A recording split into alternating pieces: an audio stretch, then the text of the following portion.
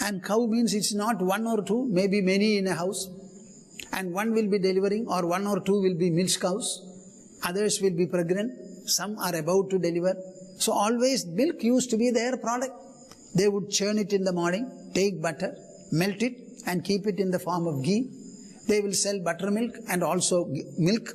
All this was their profession, their livelihood, everything. They also had a house. There was nothing like a maid servant or a servant coming home to poor families. They used to look after their own houses, sweeping, wiping, etc. The garden work also will be there. The children have to be reared. Sometimes they will cry. They will have to pacify them. They will put them in the cradle. And the cradle has to be swung properly. All these activities they were performing. But while performing all these things, he says, Gayanti chaina manurakta dhiyo shrukantyo. They had a lot of anuraga, a loving fondness for Krishna. In that fondness, their heart and mind used to melt. And along with the melting of the mind and the heart, their eyes also used to trickle. Anurakta dhiyo shrukantyo. These women were very, very fortunate because their mind was constantly fixed on the Supreme Lord. In spite of the fact that they were variously employed and variously occupied. And Bhagavata puts it in this manner. See, a variety of activities. I am explaining this with a view to make you understand, preclude or exclude no activity of your life from the orbit of devotion. How many times shall I repeat this sentence? Do not preclude or exclude any activity of yours. The activities can be domestic, residential. It can be professional, office, official. It can be societal. It may be this, it may be that. All the activities which are necessary to preserve your life in this world as an extension of your life or to preserve your life, everything is equally welcome. Nothing is going to contaminate your devotion or dislodge your mind from devotion. Everything is going to be ancillary and supportive to your devotion. Yadohane avahanane mathanopalepha prankhenkanarbharudito ksanamarjanadau. A variety of activities are given here. Dohane, milking the cow. Avahanane, dehusking or hulling whatever products they have, wheat or other things. Yadohane, avahanane, mathanopalepa. Then churning the buttermilk every morning. You know, those were not days of air-conditioned refrigerator, etc. So before the sun rises up, the buttermilk has to be churned. Then only you will be able to roll the butter properly.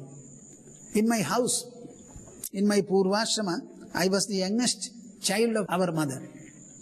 So she used to get up early in the morning and churn the buttermilk. So I used to say, I will do it.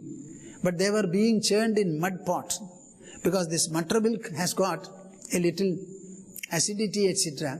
So the best vessel which can keep it without any trouble is mud.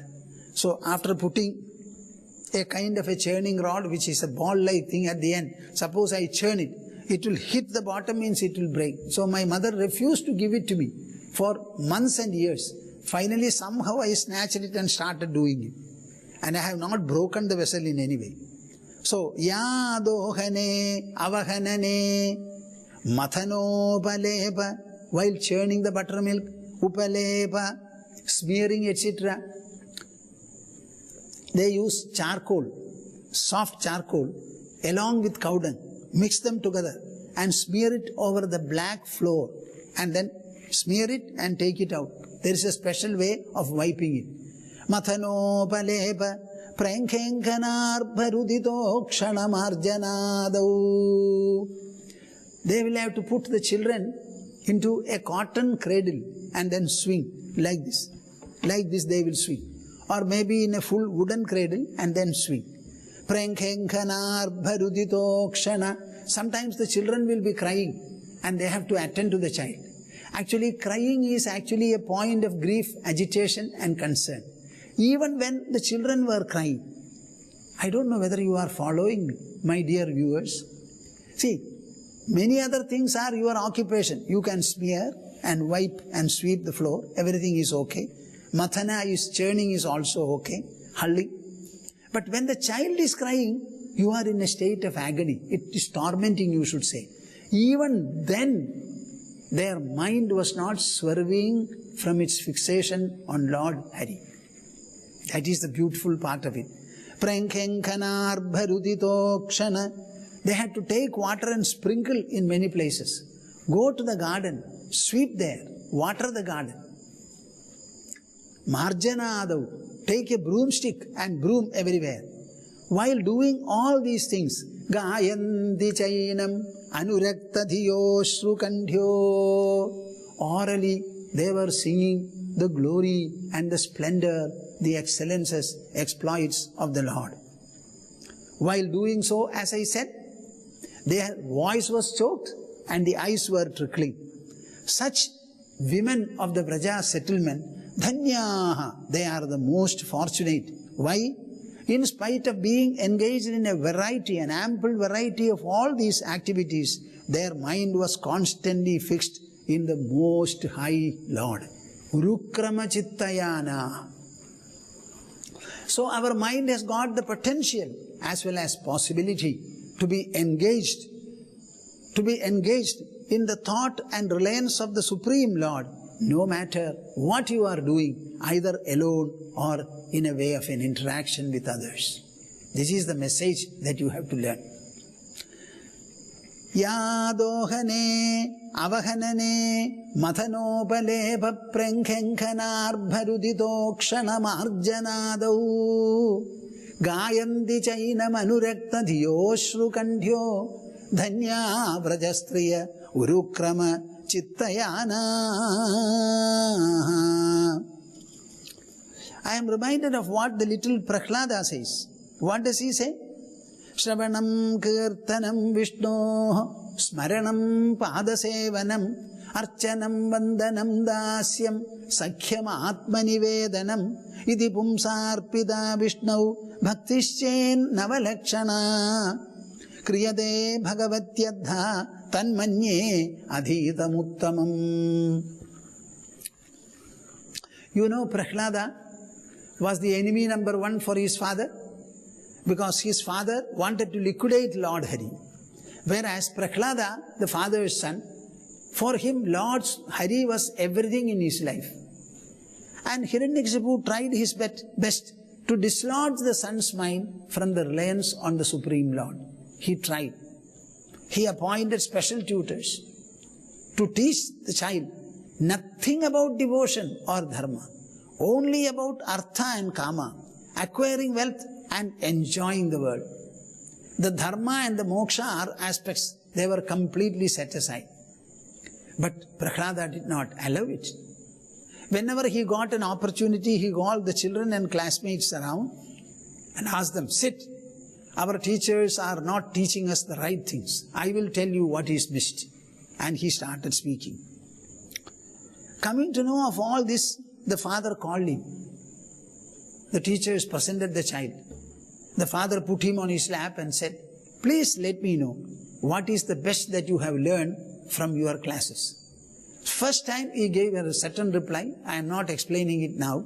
Second time he was saying, this is what I have learned. What? Shravanam kirtanam Vishnoh smaranam padasevanam archanam vandanam dasyam sakhyam atmanivedanam iti pumsarpida Vishnau bhaktischen navalakshana kriyade bhagavatyadha tanmanye adhitamuttamam. This is the best essence that I have learned from my tuition. Actually, the teachers have not taught him, but he puts it in this manner. Shravanam.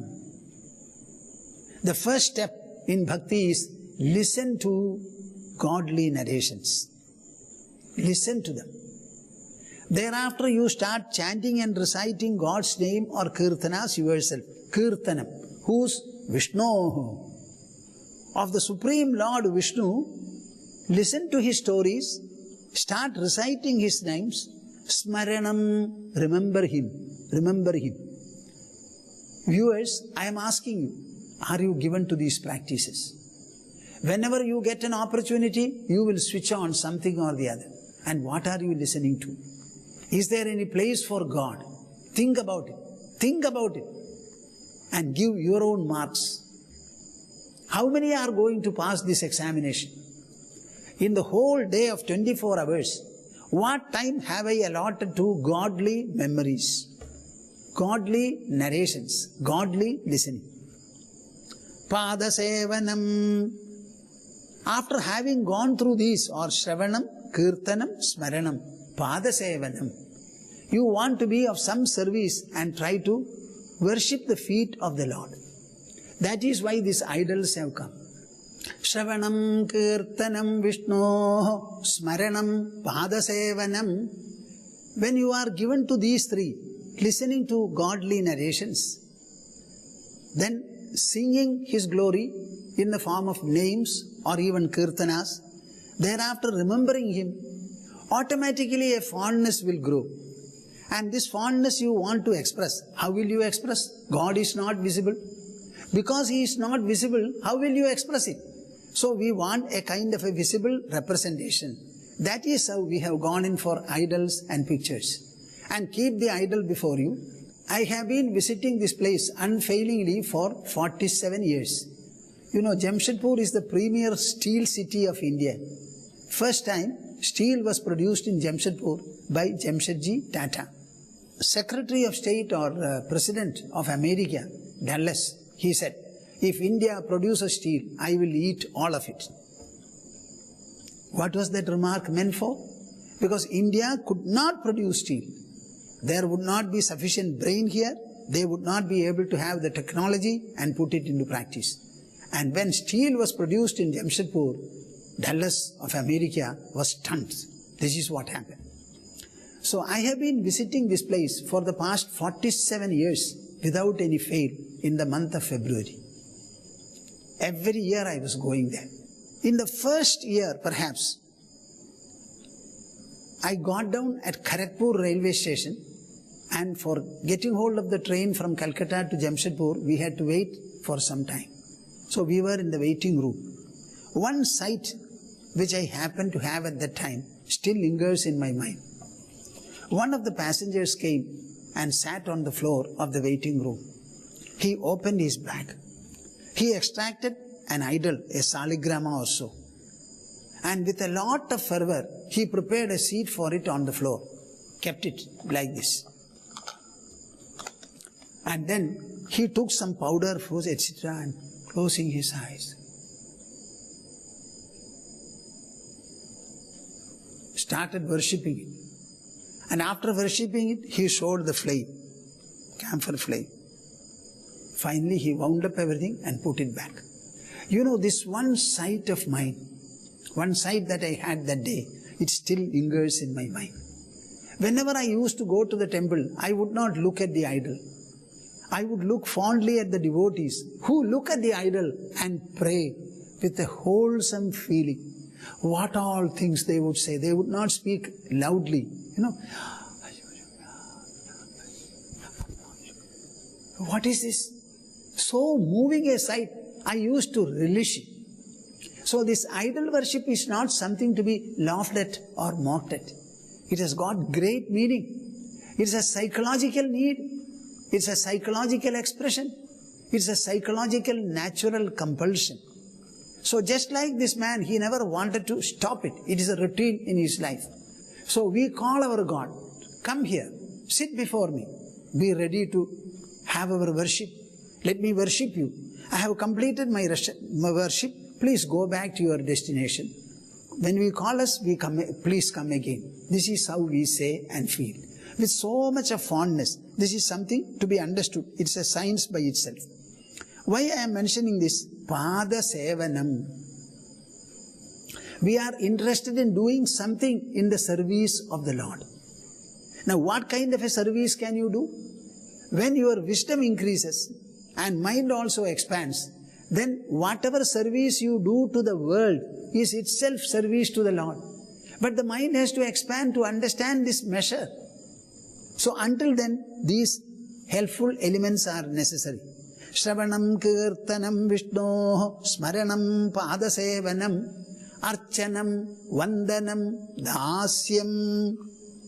You do archana, taking flowers, akshatam, etc. Vandanam. Avoiding all these things, sit in a place and start chanting different types of hymns in praise of the Lord. Dasyam. You have a feeling that I am a servant of the Lord. Serve Him. What will a servant do? The servant will not do worship of the Master, but whatever service the Master wants, he will loyally, faithfully and attentively do it. In the same manner, we start serving as a servant of the Lord. Then you can rise to the next dimension, Sakhyam. Consider God to be a friend of yours. A friend of yours. A sense of equalness. So it is not always a servile attitude or remaining distant. Keep Him only as the Master. You also develop an attitude of friendliness. You can ask for Him for something. You can also say, this I would like to give you, and give also. Atmanivedanam, the last of it, an attitude of surrender and dedication. You give the full of your being. I always say to the devotees, that day you fulfill yourself as a devotee when you go to the chosen temple of yours, waving your hand, taking nothing, and go and tell the Lord, I have not brought anything to you, my dear Lord, because today I feel myself and my whole possessions are yours. So I don't have to undergo the formality of giving something to you. Everything is already yours. Everything is your possession. That is what I feel. So it is for you to do whatever you like with me and whatever I have. This is the complete surrender. Iti pumsarpida Vishnau bhaktischen navalakshana.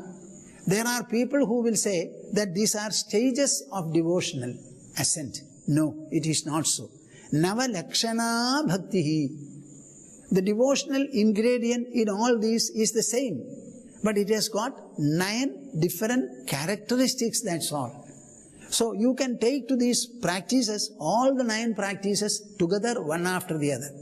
Sometimes you listen to, sometimes you chant and recite, sometimes you remember, sometimes you worship, sometimes you do archana, sometimes you praise by hymns, sometimes you practice with the feeling that I am your servant.